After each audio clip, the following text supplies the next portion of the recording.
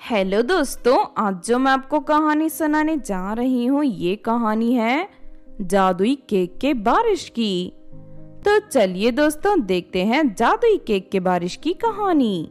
बहुत समय पहले गोपाल नगर नाम का एक गांव हुआ करता था।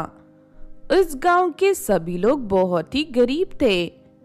उनके पास 2 वक्त पेट भर खाने के लिए भी अनाज नहीं था। उसी गांव से थोड़ी दूर शहर की ओर जाने वाले रास्ते पर एक बहुत बड़ी केक की दुकान थी। उस दुकान में तरह तरह के सुंदर केक मिलते थे। उस दुकान की मालकिन माया बहुत ही लालची और धोखेबाज किस्म की औरत थी। वो अपने दुकान में सिर्फ अमीर लोगों को आने के लिए इजाजत देती थी। गरीब लोगों को देखते ही वो उन्हें डांट कर भगा देती। दूसरी तरफ गांव वाले जब भी शहर जाते तो रास्ते में माया की दुकान के सामने रुककर वहां बनने वाली केकों की खुशबू का आनंद लेते, क्योंकि उनके पास केक खरीदने के लिए पैसे नहीं रहते। इस तरह एक दिन सुनीता नाम की लड़की अपने कुछ सहेलियों के साथ माया की दुकान पर पहुंच जाती है। अरे तुम सब पास की गांव में रहने वाली गरीब लड़कियां हो ना? हमेशा मेरी दुकान के बाहर खड़ी होकर केक की खुशबू सूंघती हो, लेकिन आज तुम सबने मेरी दुकान के अंदर आने की हिम्मत कैसे की? लगता है तुम सब यहाँ केक चुराने आई हो। चलो इसी वक्त यहाँ से निकल जाओ। देखो तुम्हारे गंदे पैरों की वजह से मेरी दुकान का फर्श खराब हो गया। माया आंटी, आप हमें गलत समझ रही हैं। हम आपकी दुकान से केक खरीदने आई हैं। आज नया साल है ना, इसीलिए हम सभी लड़कियां केक काटकर नया साल मनाना चाहती हैं। ये सुनकर माया हंसने लगती है और कहती है, अरे पागल हो गई है क्या? मेरी दुकान के महंगे केक खरीदने की तेरी औकात नहीं है।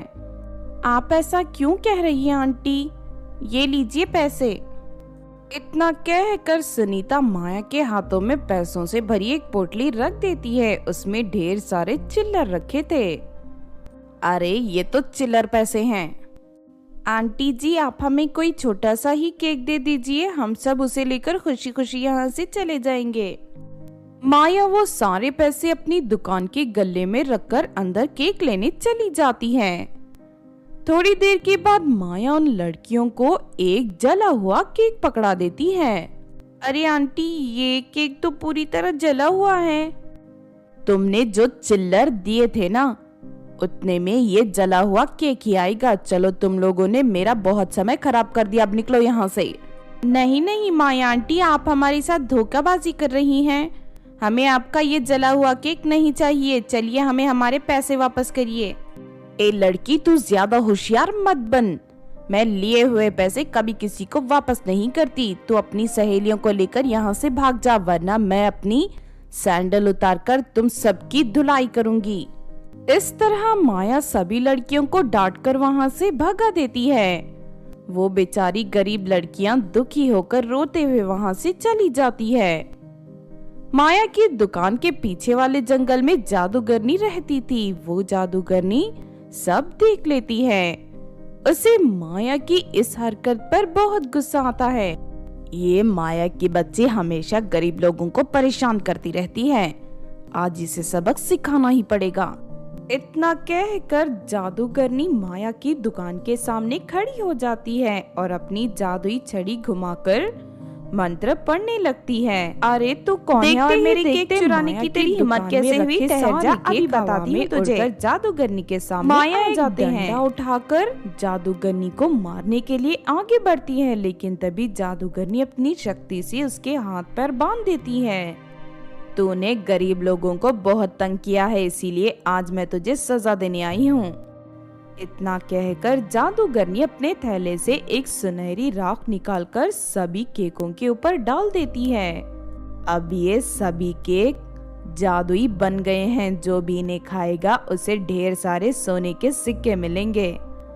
फिर जादूगरनी उन सभी केकों को हवा में उड़ा देती है और वो सभी केक एक साथ हवा में उड़ते हुए सुनीता के गांव के ऊपर पहुंच जाते हैं और एक साथ बारिश की तरह गांव में गिरने लगते हैं।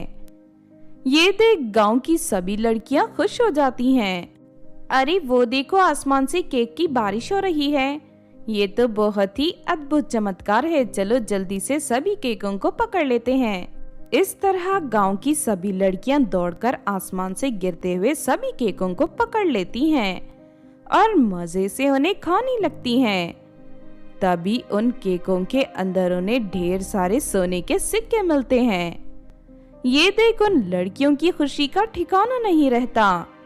इस तरह वो जादूगरनी गांव की सभी गरीब लड़कियों को एक ही दिन में अमीर बना देती है और उस दिन के बाद से उनकी जिंदगी में कभी पैसों को लेकर कोई परेशानी नहीं आती और वो सभी हंसी खुशी अपनी जिंदगी जीने लगते हैं।